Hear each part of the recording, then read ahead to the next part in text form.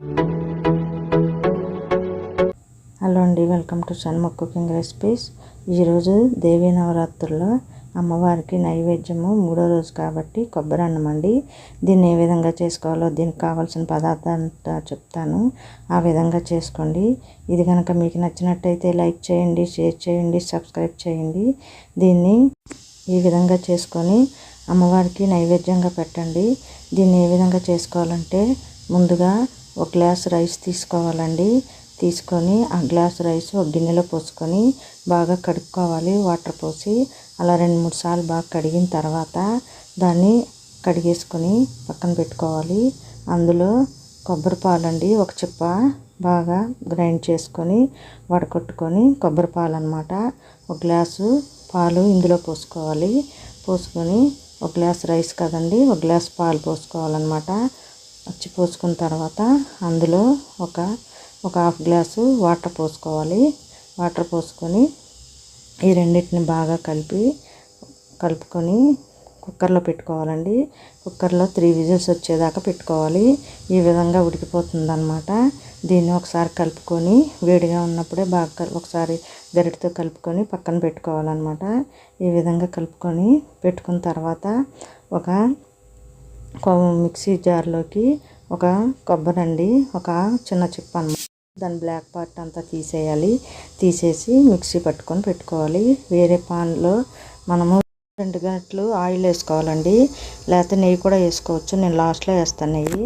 ఇందులో ఎండుమిర్చి వేసుకోవాలి, 1 స్పూన్ ఆవాలు, 1 స్పూన్ జీలకర్ర, 1 స్పూను మినపప్పు, 1 స్పూన్ పచ్చిశనగపప్పు వేసుకోవాలి. అలాగే కొంచెం అల్లం ముక్క సన్నగా తరుక్కొని వేసుకోవాలండి. అలాగే 2 పచ్చిమిర్చి కూడా వేసుకోవాలి. పల్లీలు కూడా ఒక 2 స్పూన్స్ దాకా వేసుకోవాలండి. మొత్తాన్ని కలుపుకోవాలన్నమాట. ఈ విధంగా తాలింపు మాడకుండా చూసుకోవాలి. ఈ విధంగా వేగిన తర్వాత అందులో కొద్దిగా కరివేపాకు వేసుకోవాలి.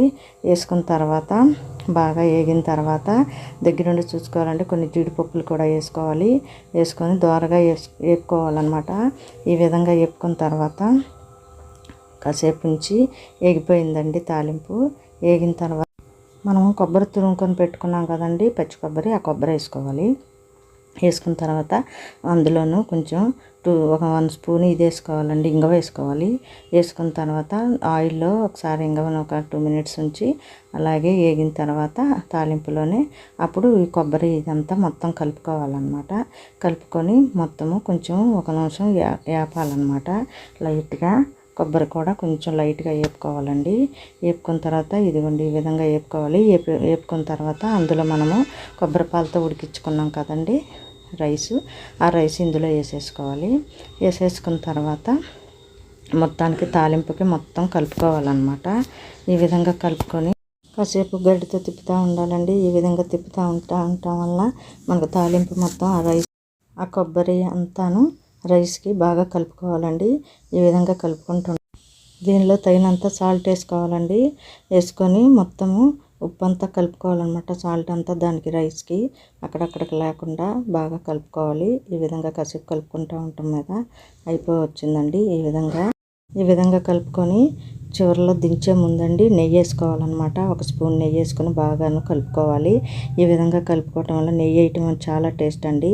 తాలింపులోనన్నా ముందుగా వేసుకోవచ్చు, లాస్ట్లో దించే ముందన్నా వేసుకోవచ్చు. ఏ విధంగా వేసుకున్నా కానీ టేస్ట్ చాలా బాగుంటుంది అన్నమాట.